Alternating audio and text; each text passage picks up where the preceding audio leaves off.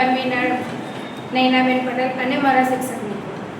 મારું નામ અલકા પરમાર છે. પૂર્વ પ્રાથમિક વિભાગમાં હું ફરજ બજાવું છું અને મારો આજનો વિષય છે કે નાના બાળકો એટલે કે બાળકોની શાળાનો પહેલો દિવસ અને આગલા દિવસનું મનોમંથન. એટલે બાળક શાળાએ પહેલાં આવે છે પણ એના આગલા દિવસે પણ એની તો સ્કૂલ આગલા દિવસે જ ચાલુ થઈ જાય છે. કેમ કે એના આગલા દિવસે સતત એના મગજમાં વિચારો ચાલુ જ રહે છે કે કાલે મારે સ્કૂલ જવાનું છે. કારણ કે પહેલાં તો બાળક આપણા 3 વર્ષનું બાળક એટલે ઘરમાં જ રમતું હોય કાં તો સોસાયટીના આપણા એરિયામાં રમતું હોય. માતા કોઈ દિવસ બાળકને એકલું આપતા નથી, પણ પહેલા દિવસે જ્યારે સ્કૂલ મોકલવાનું થાય ત્યારે ટીચરને આપી દે છે. એમનું ભરોસે બાળક જો તમે રમવા બોલાવશો ને તો બી માતા આપે નહીં, કારણ કે માતાનું જીવ જ નહીં ચાલે. પણ શિક્ષક પર એટલો ભરોસો કરે છે કે આપી જ દે છે તરત. તો માતા એનો પૂર્વકાળમાં એની તૈયારી જ્યારે ચાલુ થાય છે ને, નવો યુનિફોર્મ બને છે, નવા શૂઝ, એના જ્યારે પાઠ્યપુસ્તક હોય એની પર એ લોકો કવર ચડાવે છે, નામ લખે છે, કાર્ટૂનવાળી એની બેગ લાવે છે, એની બોટલ સરસ લાવે છે, એની પર જ્યારે લેબલ પર નામ લખે છે એટલે એની શરૂઆત થઈ જ છે.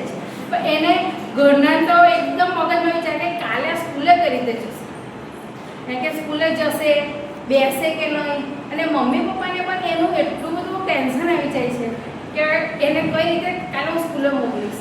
જ્યારે એ બાળકને સ્કૂલના ગેટ સુધી મૂકવામાં આવે છે ત્યારે એ સ્કૂલના દ્વારે જાય છે ને ત્યારે ગભરાય છે કે મમ્મી તમે મને મૂકીને આવતા રહેશો તો એ સ્કૂલ પણ કેટલી મોટી હશે, પછી તમે મને લેવા આવશો કેમ? કારણ કે બાળકના મગજમાં એક પ્રશ્ન આવી જાણો કે મમ્મી જો મને મૂકીને જતી રહેશે મને પાછા લેવા આવશે કે કેમ? કાં તો એ જાય છે મમ્મી પપ્પા સાથે, કાં તો મમ્મીનો હાથ પકડીને જાય, કાં તો સ્કૂલની વેનમાં જાય છે.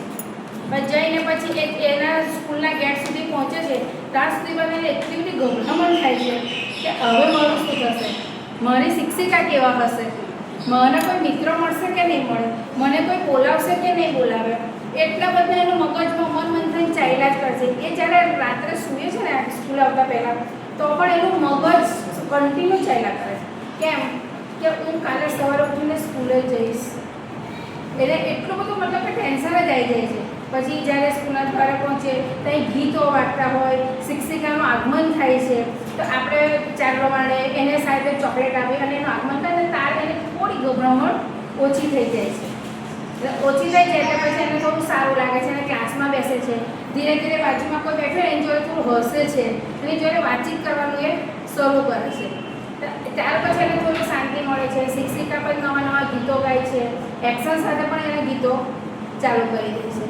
હવે આપણે પણ આ બાળકને એવું બનાવવાનું કે એનો યાદગાર દિવસ બનાવવાનો, કારણ કે એની શિખરની યાત્રા શરૂ થાય છે. નાના બાળકની શિખરની યાત્રા શરૂ થાય છે કે આપણે એને એવો યાદગાર બનાવવાનો, કારણ કે આપણે પહેલા દિવસે બાળકને મન એ કરી દઈએ તો બીજા દિવસે સ્કૂલે આવવાનું જ નથી. અને આ તો એની શિક્ષણની શરૂઆત થાય છે. તો શિક્ષણની શરૂઆત થાય એને આપણે એટલી રીતે યાદગાર બનાવવાની, કારણ કે એની તો આ શિક્ષણનું મકાનની ઈંટ મુકાય છે. જ્યારે 3 વર્ષનું બાળક નર્સરીમાં આવે છે તો આ રીતે એની શિક્ષણની ઈંટ મુકાય છે. અને આ બાળકોનું એક્ટિવિટી કરાવવાથી બાળકોનું મન લાગે છે કે બાળકોને કે પહેલા દિવસે આવે સ્કૂલમાં એટલે મારે એક નથી શીખવાડી દેવાનું, એને મારે એક્ટિવિટી કરાવવાની, ક્રાફ્ટ કરવાનું, તો જ બાળકનું મન લાગશે. જો પહેલા દિવસે આપણે શીખવાડીશું તો બાળક બીજા દિવસે સ્કૂલ આવવાનું નામ જ ના લે. એટલે આપણે બાળકનો શાળાનો પહેલો દિવસ એવો સરસ બનાવવાનો કે એક્ટિવિટી દ્વારા આપણે એનો અલગ અલગ એક્શન કરીને એને સારી રીતે ભણાવી શકીએ.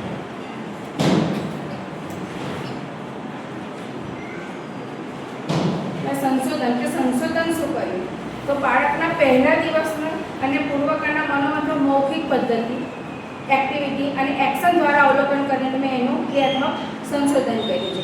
પ્રસ્તાવના કે બાળક માટે સ્કૂલનો પહેલો દિવસ એક નવી દુનિયામાં પ્રવેશ કરવાનો દિવસ છે. તે દિવસથી બાળક અજાણ્યા વાતાવરણમાં આવે છે, નવા મિત્રો, નવા શિક્ષકો અને નવા નિયમનો સામનો કરે છે. આ પરિસ્થિતિમાં બાળકનો ભય ને ગભરાવટ સ્વાભાવિક હોય જ છે. ક્રિયાત્મક સંશોધન હેતુ એવો સમજાવે છે કે કેવી રીતે બાળકના પહેલા દિવસને આનંદમય બનાવાય. સંશોધન કેટલા બાળકોને મેં અવલોકન કર્યું તો પરિણામમાં મને એવું આવ્યું કે એક્ટિવિટી કરવાથી બાળકમાં હકારાત્મક ફેરફાર જોવા મળ્યો. બાળક જલ્દી શીખી જાય છે. ઘણી બધી નવી અલગ અલગ એક્ટિવિટીનો ઉપયોગ કરીને બીજા બાળકોમાં પણ મેં નવો ફેરફાર લાવી શકાય છે. હવે અવલોકન કર્યું તો બાળકનું અવલોકન એટલે શાળાના પહેલા દિવસે મહત્વપૂર્ણ અને યાદગાર ક્ષણ બનાવવા માટે શિક્ષણની દુનિયામાં પ્રવેશ કરે છે બાળક. તો એ માટે માતા પિતા તથા શિક્ષકો માટે આ ત્રણેય માટે એક દિવસ વિશેષ અનુભવ કરાવે છે, જેની અનુભૂતિનો દિવસ છે. બાળક ઉત્સાહ અને જિજ્ઞાસા ભરપૂર છે, પણ સાથે સાથે અજાણ્યા વાતાવરણને કારણે એને થોડી ગભરામણ થાય છે. શાળાનો પહેલો દિવસ જીવનની શૈક્ષણિક યાત્રાનો આરંભ અને બાળકમાં જ્ઞાન, મિત્રતા અને અનુભવની દુનિયામાં એ પ્રવેશ કરાવે છે. એની ઉત્કલ્પના કે જે બાળકને પૂર્વકાળમાં સામાજિકરણ, રમતો, વાર્તા અને અભ્યાસના આત્મવિશ્વાસથી જોડે છે.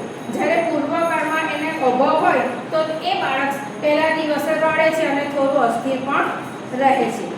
આ બધી માહિતીનું મેં એકત્રીકરણ કર્યું તો બાળકનું વર્તન કે બાળકનું વર્તન પૂર્વકાળનો અનુભવ, કારણ કે પ્રી સ્કૂલમાં ગયો હોય, આંગણવાડીમાં ગયો હોય, અલગ અલગ શિક્ષણની રમત રમ્યા હોય, ત્યારે માતા પિતા અને શિક્ષકની ભૂમિકા બાળકને પર્યાવરણ કેવું પ્રોત્સાહિત પાડે છે એનું એકત્રીકરણ થયું છે. હવે માહિતીનું પૃથ્થકરણ કે પૂર્વકાળમાં યોગ્ય અનુભવ મેળવનાર બાળકો ઉત્સાહ અને આત્મવિશ્વાસથી શાળામાં જાય છે.